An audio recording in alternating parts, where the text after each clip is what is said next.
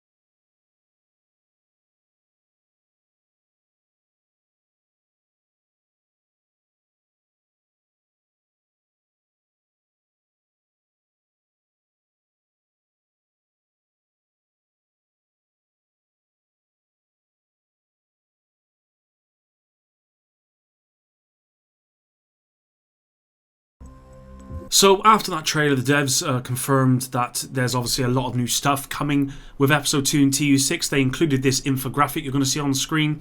We've got the Pentagon intro mission, 2 new main missions, 2 classified assignments, and those for year 1 pass owners only. New specialization, which is the P-017 6-barrel missile launcher. There's major improvements generally to the game, new conflict mode and map, and obviously a lot more. They confirm that the intro mission is called Pentagon Breach, and it'll basically give you, as it rightly says in the title, you breach the Pentagon. It gives you kind of like the intro to set the scene for the 2 next missions. They talked about how mysterious the Pentagon is, and it actually gives them a very good opportunity to create something and make these missions pretty amazing. So I'm actually really looking forward to that. They went on to confirm that year 1 pass owners get access to the narrative content on the 15th, i.e. episode 2, TU6 or Title Update 6 will be available to everyone from the 15th. They confirm that instant access to new specialization for year 1 pass owners, along with 2 new classified assignments, will go live on, of course, the 15th of this month, so only in about 6 days' time now. They confirm that they are slowly but surely becoming much better with their classified assignments, and of course with this stuff it will have vanity items tied to it. The devs went on to talk about what's coming on the 15th, new field research for specialization. So if you don't have the year 1 pass, you can still, but you'll still have access to the field research on that day, so you can begin working on your field research for the new specialization. They confirmed the new exotic Sawyer knee pads, new KSG shotgun, new loot targeting system, and they included this image, which is slightly different to an image that I've used before. They confirmed new named items, updated inventory and UI, and again I'm going to include another image here which is of the updated inventory and UI, and you're going to see quite a lot of changes to how you can look for what you need essentially. They confirmed crafting improvements, more stash space which will now be up to 300, more loadouts which will now go from 6 up to 12. The Kenley College expeditions will be coming back on the 15th with the new mastery system. They talked about normalization being revamped, Recal not being affected by normalized any longer. They included this image of the updated Thieves' Den, and as you can see, you've got 500 gear, you've got a name piece of item there, and you've also got some gear set items on there as well. They confirmed the new PvP mode and the new PvP map, and again, they included this image on screen of the new PvP map as well. And they confirmed that this new PvP map called The Wharf will be really fast paced, And of course, there's a lot more coming with TU6 and Episode 2. They wanted to talk about the DZ server improvements. Hamish Bode put the question to Yannick, essentially. And Yannick said, generally, they're trying to make sure servers are full all the time. Actually, I think Frederick Thylander came in on this. They want to make sure that all servers are full all of the time. And that's what this is intending to do with these improvements. They wanted to talk about the raid. And how it's being currently worked on. I'll be honest, guys, a little bit disappointed with this part, but it's currently being worked on. They want to make it more challenging, and they want to make it more ambitious, and this is obviously going to take time, and I appreciate that. I wouldn't want them to put out a raid that wasn't ready. I want a raid that's going to be awesome. I want a raid that's going to be better than the first one, but they confirmed it won't be ready before next year, essentially. Hamish then went on to do his dev interview with Frederick. And I'm going to insert a clip here, essentially, from State of the Game. And this is, what you're going to see is some gameplay footage of the new missile launcher clearance and enemies. And I'm just going to leave it here so you guys can see what's going on, and we'll come back to it. Okay, so what are we seeing here, Frederick? So you see this new crosshair, and you get to mark enemies. You kind of see how it builds up little dots on each one. And then you got these swirling missiles that go out and kind of clear the room. Each one kind of capable of taking out a red bar. I think you're actually going to go ahead and shoot just the one. Just one red bar, just to show. And yeah, it's really a room clear. Up to 6 missiles. They can lock on to different enemies, or you can tag one enemy with multiple missiles. And it won't be your primary like big boy targeting system where you like take down big bosses, but it'll be the thing that you. So following that, the devs went on to talk about the Artificer Hive, which is the new hive that's coming as part of this new specialization. Now essentially you place this on the ground and it will buff all other skills, and if you carry it on your back, it is active for your skills. So if you put a skill out like a drone, you will actually buff it, repair it from your backpack, essentially. On screen I'm going to put another clip of the hive in action, so enjoy. Want to be tactical about who you pick, so it's quite easy to use. And this is throwing out the hive. And you'll see when the drone flies by that one of the little things comes out and hits it. It gives it a buff. Yeah. And you'll also notice when it comes back, exhausted, your little pet, kind of damaged. It'll hit it again now, I think, yep, and repair it. Yeah. That's really cool. And you can imagine if you're playing 4 players in a group and you have a little, maybe, radius mod on this thing and stuff like that, that you can get really cool group support with this thing. Next up, and probably the most important thing that I wanted to see as part of this, was the new specialization skill tree. Now this particular segment of State of the Game was fairly long. I'm going to include it all here because I think it's important you guys see everything rather than me break it all down. So it's about 8 minutes or so. So yeah, we'll come back to it after this part. So just enjoy this. It's some live gameplay. So this is a work in progress build, and you can see down the bottom. I just want to point out how exciting it is to show a live build on State of the Game. And yeah, it's really cool. So I like how those specs have 225.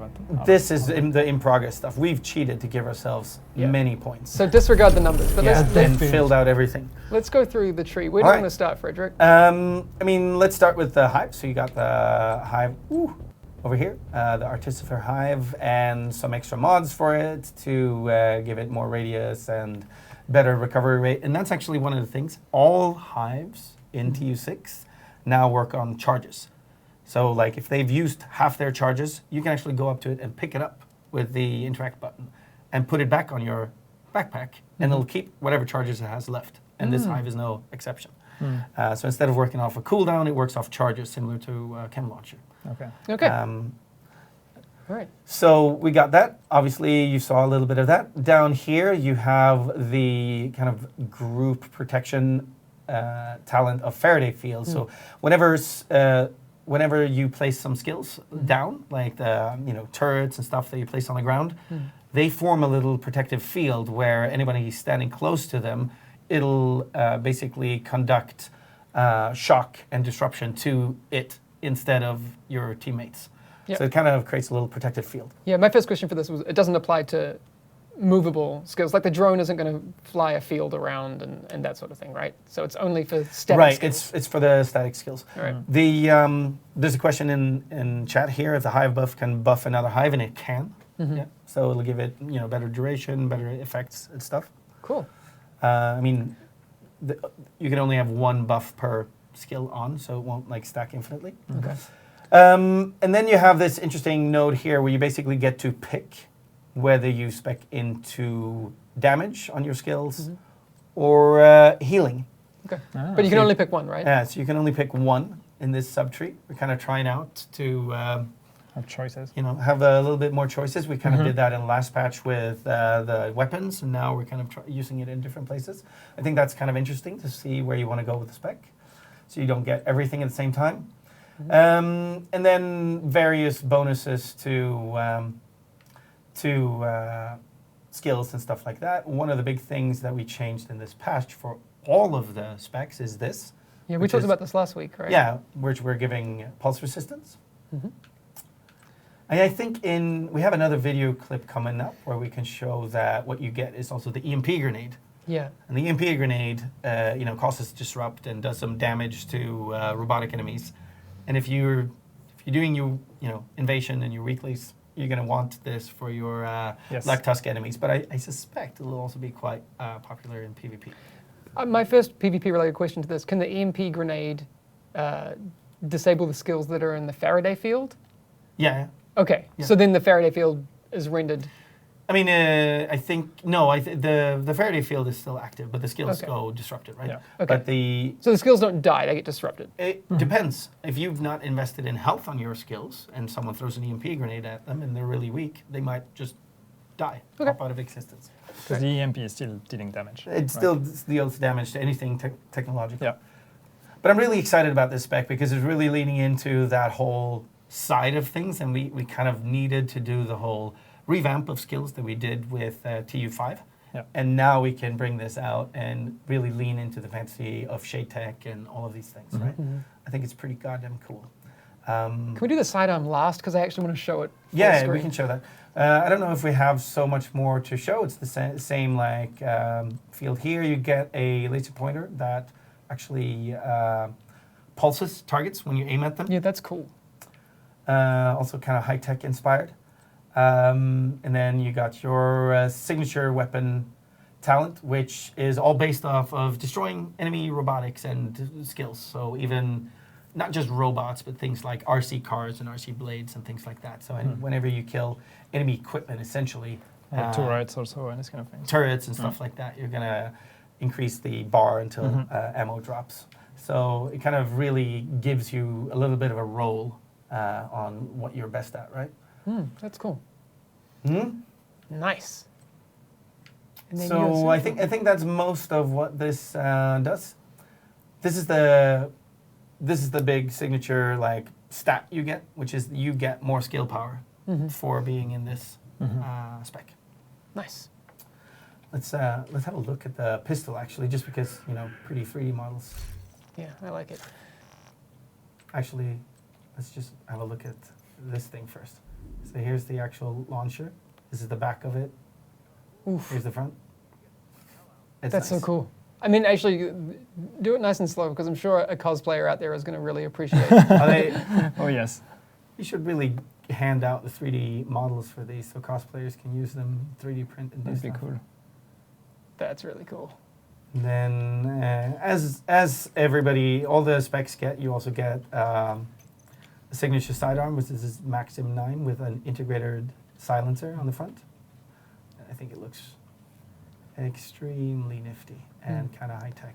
That's Looks really really cool. good. Chet was also asking what the medkit does for the specialization. Oh, right, yeah. I forgot. I think what it does, we went through a couple of iterations on it. Your armor kit also applies to all of the skills within a bunch of meters. So when you repair yourself, you also repair everybody's skills.